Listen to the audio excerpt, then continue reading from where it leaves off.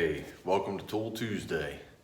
This week's Tool Tuesday finds me in need of a restoration and a cleanup. Been another long week, a whole bunch of overtime, and I am whooped. But I flubbed last week's Tool Tuesday, so I'm gonna do a little better this week.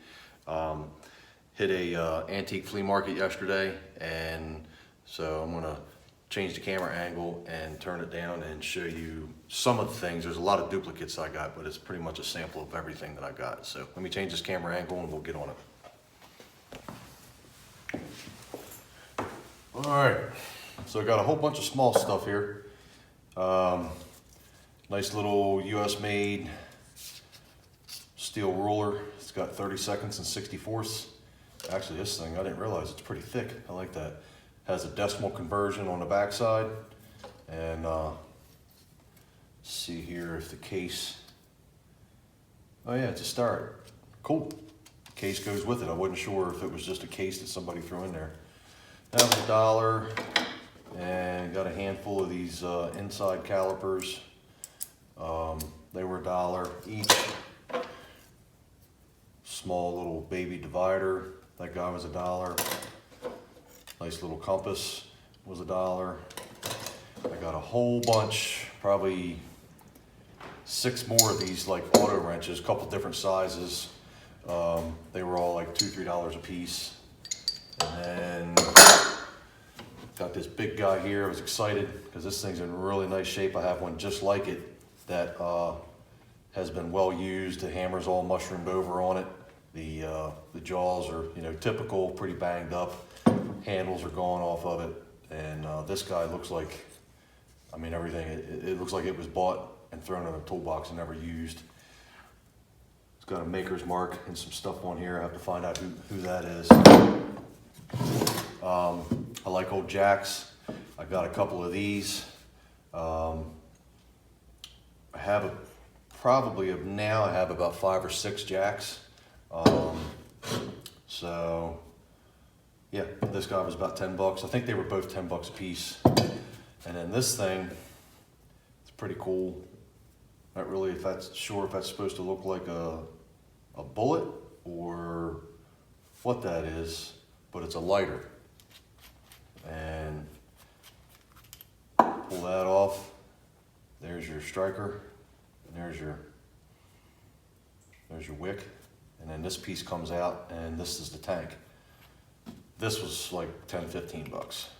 So that's everything we got. Like I say, there was a whole bunch of these. I got one more of these. The other one's a little bit different. So I think this week, I don't know if I mentioned, this guy here was also $3. So I was really excited because this is going to make a nice cleanup. And I've been wanting to work on my other one, but I'm a little nervous about doing the scales. I don't know if I'll be able to do as nice a job replacing them with the angles and the shape and everything. I don't know if I can put them back on there nicely. But so I'm kind of on a toss-up. Do I want to clean this guy up? Piece of me wants to really do it, or do I want to go ahead and do this guy? I'm really torn. I think I'm going to go ahead and do this guy this week. I'm not going to take this guy apart. I'm not going to zoom you in, but there's the way this thing is all swelled up. There's no way for this to come out, and it looks like what it does is there's a back piece in here, and it looks like it slides in to this lower and upper part, and it's riveted. They've either ground them or machined them down or whatever, but I can just see a little bit of the peened edge right here on this one. So I'm guessing center drill that, knock the pin out, and then this back piece will come off. This will slide out. Drill the rivets out for the handles and knock them off, but I'm not going to do that. Everything it's loose, it's fine. I'm just going to clean it up and make it shiny and get some color back on the wood handles here. So this is what we're going to do on Tool Tuesday, so stick around.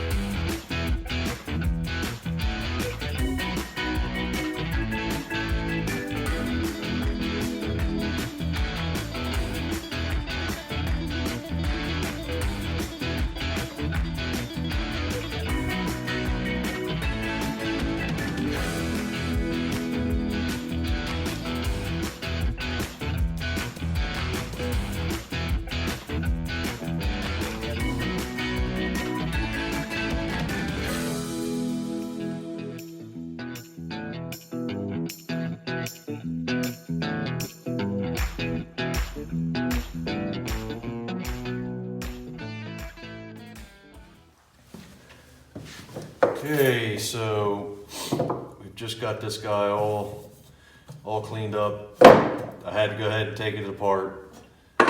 You ever pick a fight with the wrong guy and really regret it afterwards? That's what happened here. I so didn't intend on all this. It all started with a little bit of binding up here, and it wasn't closing up all the way, and it kept jamming up on me. And I discovered that it had a bend this way. The handle was going off in a direction like that. So I fixed that, and then I noticed the screw had a bend to it, and it still kind of does, but it's as good as it's going to get right now. So I straightened all that up, and then it still wouldn't work. So I thought, well, I'll go ahead and just take it apart and clean it up and see if something's binding in there. And in the end, this piece here goes in there like that. I didn't look at it. I didn't realize that the sides come around a little bit, and then this thing, you pin it and it really locks it in. That's why I had to drive these open to get them out. But in the end, the problem was this piece here.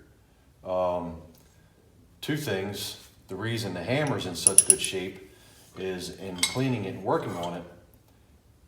This down here is soft because I was doing some filing on some rough casting and stuff. Up here, from like here up, is hardened.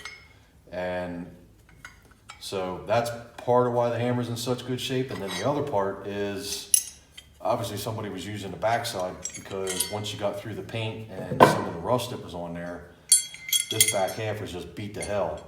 And this thing here is bent this way and it's bent that way.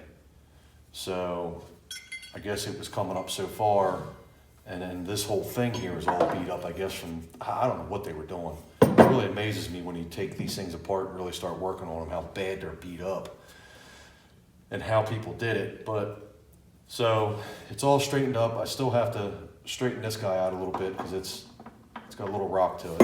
So I'm gonna straighten that guy up real quick and start putting this thing back together.